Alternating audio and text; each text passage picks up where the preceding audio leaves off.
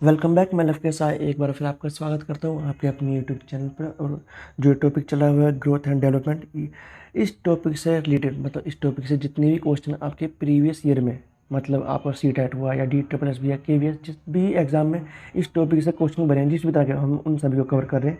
तो चलिए स्टार्ट करते हैं अपने 61st क्वेश्चन से।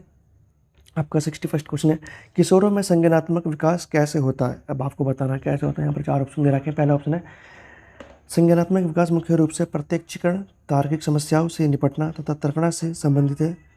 ठीक है। दूसरा ऑप्शन है आपका, संज्ञानात्मक विकास पहले ही हो चुका होता है। तीसरा ऑप्शन है आपका, संसार के बारे में ज्ञान प्राप्त करने से संज्ञानात्मक विकास होता है। और चौथा ऑप्शन है आपका, बाद के वर्षों में संज्ञानात्मक विकास नहीं होता। तो यहाँ पर जो सही ऑप्शन है वो आपका ये पहला वाला है, मतलब फर्स्ट जो है, संज्ञानात्मक विकास मुख्य रूप से प्रत्यक्षीकरण, हम डायरेक्ट कॉन्टैक्ट करते हैं। ठीक है। तार्किक समस्या, लॉजिकल रीजनिंग करते हैं। और तार्किक तर्कना से संबंधित, रीजनिंग से रिलेटेड है। तो यहाँ पर आपका फर्स्ट ऑप्शन सही होगा। नेक्स्ट क्वेश्चन है, वृद्धि क्या उपलक्षित करता है। ठीक है ना। तो आपको बताना, पहला ऑप्शन है, व्यक्ति के अंतर्निहित गुणों का प्रकटन करता है या मात्रात्मक परिवर्तन को बताता है, गुणात्मक परिवर्तन को दिखाता है, या फिर व्यवहार और व्यक्तित्व में बदलाव। ठीक है। तो यहाँ पर जो वृद्धि जो है, विकास नहीं है वृद्धि है। तो यहाँ पर सेकंड ऑप्शन आपका सही होगा। नेक्स्ट क्वेश्चन है आपका, 3 से 5 वर्ष की आयु वर्ष के बच्चे कैसे सीखते हैं। तो यहाँ पर 4 ऑप्शन दे रखे हैं। पहला, सूक्ष्म क्रियात्मक कार्यकलापों पर अधिक ध्यान के साथ साथ अलग अलग अनुभवों के माध्यम से। तो ये तो सही है ऑप्शन। छोटी मोटी एक्टिविटी करते हैं, ठीक है ना, उन पर ध्यान देते हैं और अलग अलग बच्चों को अनुभव मिलते हैं अपने अपने तरीके से। ठीक है ना। हर बच्चे का एक्सपीरियंस अपने अकॉर्डिंग अलग अलग होता है, उनका अनुभव अलग अलग होता है। और दूसरा ऑप्शन है, पढ़ने लिखने अंकगणित में ध्यान देने और रुचि विकसित करने के माध्यम से। ये 5 वर्ष से ऊपर के बच्चों की है, तो ये तो नहीं होगा। थर्ड ऑप्शन है आपका, इंद्रियों के माध्यम से। ये तो जो शेषावस्था का जो बच्चा होता है 0 से 2 का, ये उसके लिए होती है, जो इंद्रियों के माध्यम से। और जो फोर्थ है, वो मौखिक क्षमता तथा अवधारणाओं और समस्या कौशलों के विकास के माध्यम से। ये 15 से ऊपर का जो बच्चा होगा वो उसके लिए होगा। ठीक है। तो यहाँ पर सही ऑप्शन जो है वो आपका फर्स्ट ही है। नेक्स्ट क्वेश्चन है आपका, उत्तर बाल्यावस्था के लिए जीवन काल के दौरान हैविंगस्ट के विकासात्मक कार्य क्या है। आपको विकासात्मक कार्य अपने अगर पढ़े हों हैविंगस्ट के तो आपको पता होगा। ये उत्तर बाल्यावस्था मतलब 6 से लेकर जो 12 की जो एज है, उसके जो विकासात्मक कार्य हैं वो क्या क्या हो सकते हैं। अब आप यहाँ पर ऑप्शन देखते हैं।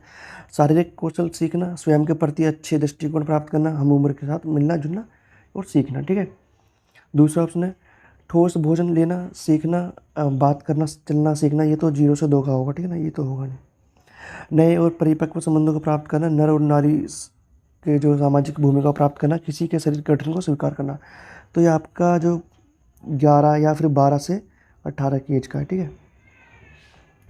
और जो लास्ट ऑप्शन आपका वो है, व्यवसाय शुरू करना, परिवार शुरू करना, घर का प्रबंधन करना, नागरिक जिम्मेदारी लेना।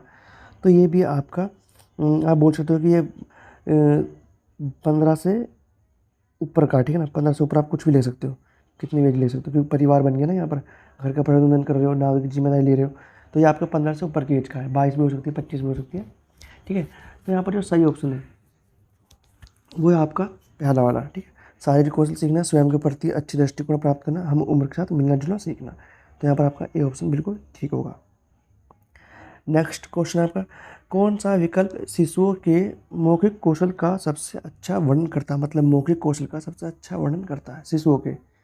पहला है, उनके आसपास के वयस्कों द्वारा बोल जाने वाले शब्दों को सुनना और ध्वनियों के बारे में जागरूक होना। तो ये हो सकता है, जो बच्चे होते हैं वो दूसरे के शब्दों को दोहराते हैं। जैसे कि बच्चे को सामने जिसके पेरेंट्स बोलते हैं कि मामा बोल, मम्मा बोल या पापा बोल, तो उन्हीं को रिपीट करता है। ठीक है ना। तो यहाँ पर पहला ऑप्शन तो है। दूसरा ऑप्शन है, उनके आसपास के लोगों की भाषा और पुस्तकों में नए विचारों से एक व्यापक शब्दावली बनाना। गलत, व्यापक शब्दावली नहीं होगा, और पुस्तकों का प्रयोग तो बच्चा करता ही नहीं है क्योंकि शिशु है।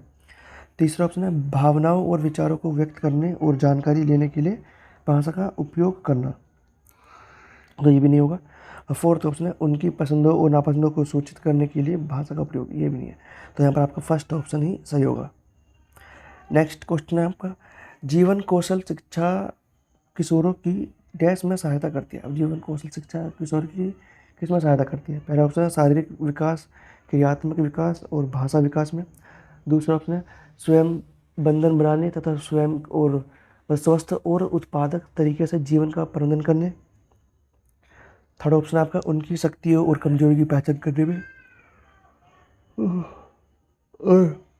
और फोर्थ ऑप्शन है आपका व्यावसायिक जीवन स्थापित करने में। तो जो जीवन कौशल है वो हेल्प करते हैं पहले ऑप्शन से शारीरिक विकास करना, क्रियात्मक कौशल और भाषा विकास का करना। तो फर्स्ट ऑप्शन है यहाँ पर का ठीक होगा।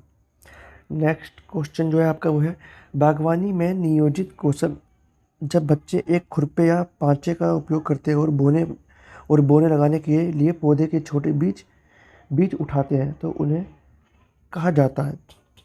पहला है अंकगणित कौशल। अंकगणित का यहाँ पर कोई यूज नहीं हो रहा, बौद्धिक कौशल का भी नहीं हो रहा और साहित्यिक कौशल का भी नहीं हो रहा। यहाँ हो रहा सूक्ष्म गति के कौशल का यूज, ठीक है, जिसको हम इंग्लिश में बोलते हैं fine motor skills.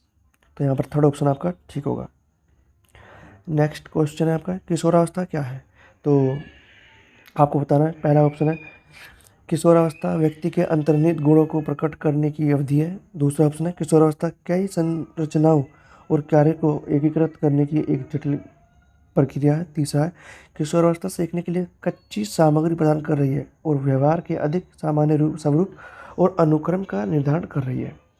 Fourth option है आपका किशोरावस्था तीव्र विकास की अवधि है जब युवा नई क्षमताएं ग्रहण करते हैं और नई चुनौतियों का सामना कर रहे हैं। तो यहाँ पर आपका जो फोर्थ ऑप्शन है वही ठीक है यहाँ पर, और सब सही नहीं है। नेक्स्ट क्वेश्चन आपका प्रारंभिक बचपन की विशेषताएं क्या है? मतलब स्टार्टिंग जो अर्ली चाइल्डहुड होता है उनकी आपको विशेषता बतानी है। पहला ऑप्शन है आपका हम उम्र के साथ मिलना जुलना। ये तो आपका 6 से 12 की जो बच्चे होते हैं उनकी जो विशेषता है। दूसरा ऑप्शन है अत्यधिक रोना और असुरक्षा, ये नहीं है।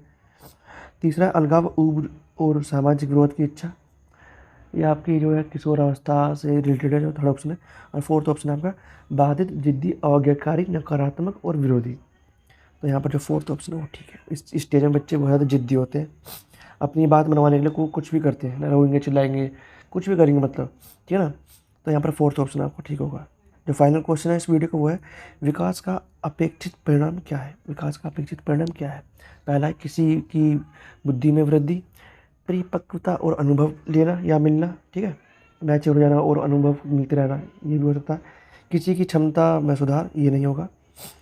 और फोर्थ ऑप्शन है किसी की ऊंचाई में इंच जोड़ना, तो ये भी नहीं है। जो बेस्ट ऑप्शन है वो है आपका सेकंड। आज इस वीडियो में हमने आपको ग्रोथ एंड डेवलपमेंट के जो क्वेश्चन हैं उनको डिस्कस कराया।